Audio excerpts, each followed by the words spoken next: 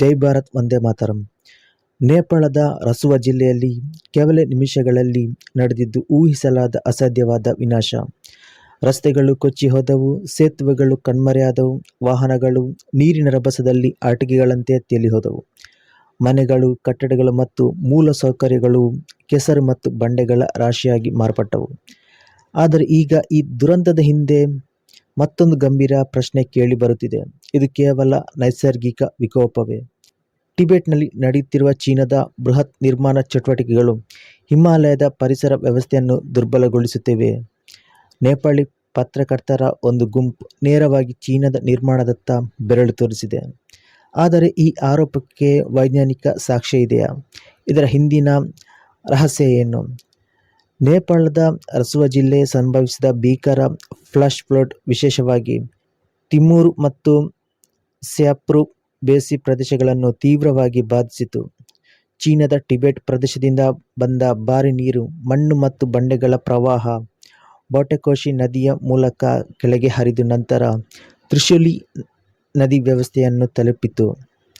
ಒಂದು ಹಿಮನದಿ ಅಥವಾ ಹಿಮ ಬಂಡೆ ಕುಸಿತ. ಮತ್ತೊಂದು ಟಿಬೆಟ್ನಲ್ಲಿ ಚೀನಾದ ನಿರ್ವಹಣಾ ಚಟುವಟಿಕೆಗಳಿಂದ ಪರಿಸರ ಹಾನಿ ಮತ್ತು ಪರಿಣಾಮವಾಗಿ ಉಂಟಾದ ಅವಲಾಂಚೆ ಅಥವಾ ಫ್ಲಡ್. ಹಾಗಾದರೆ ನಿಜ ಯಾವುದು? ರಸುವಾ ಜಿಲ್ಲೆ ಗಡಿಯ ಪ್ರದೇಶದಲ್ಲಿ ಏಕಾಏಕಿ ಭಾರಿ ಪ್ರಮಾಣದ ನೀರು, ಮಣ್ಣು ಮತ್ತು ಬಂಡೆಗಳು ಕೆಳಗೆ ಹರಿದು ಬಂದವು. ತಿಮೂರು, ಸ್ಯಾಪ್ರು ಬೇಸಿ ಮತ್ತು ರಸುವಾ ಗಂದಿ ಪ್ರದೇಶಗಳು ಅತ್ಯಂತ ಹೆಚ್ಚು ಹಾನಿಗೊಳಗಾದವು. ಪ್ರವಾಹದ ನೀರು ಬೊಟೆಕೋಶಿ ಮೂಲಕ ಕೆಳಗೆ ಹರಿದು ತ್ರಿಶೂಲಿ ನದಿಯನ್ನು ಸೇರಿತು.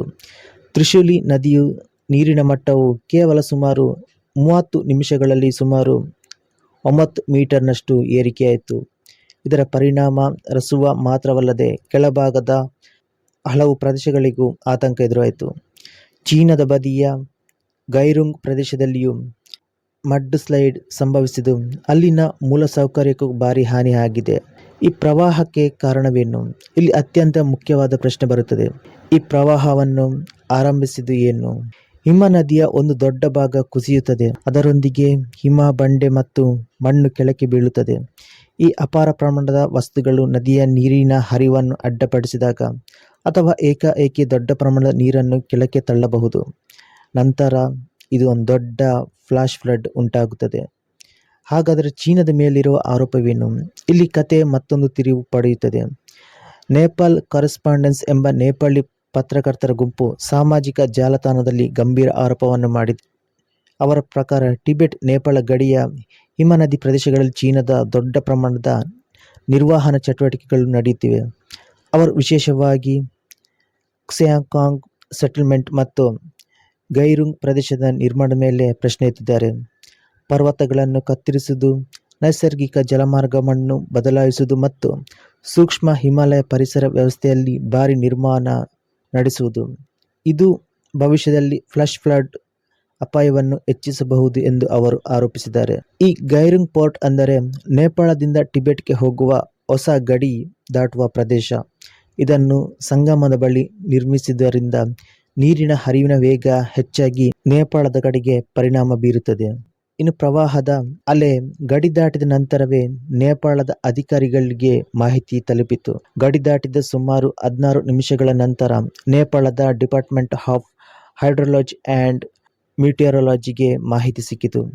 ಪರ್ವತ ಪ್ರದೇಶದಲ್ಲಿ ಫ್ಲಾಶ್ ಫ್ಲಡ್ ಬಂದಾಗ 10-15 ನಿಮಿಷ ಜೀವ ಉಳಿಸುವಲ್ಲಿ ಒಂದು ಪ್ರಮುಖ ಟೈಮ್ ಆಗಿರುತ್ತದೆ. ಪ್ರವಾಹ ಬರುವ ಮೊದಲು ಎಚ್ಚರಿಕೆ ಏಕೆ ಸಿಗಲಿಲ್ಲ ಎಂಬ ಪ್ರಶ್ನೆಯೂ ಕೂಡ ಇದೆ.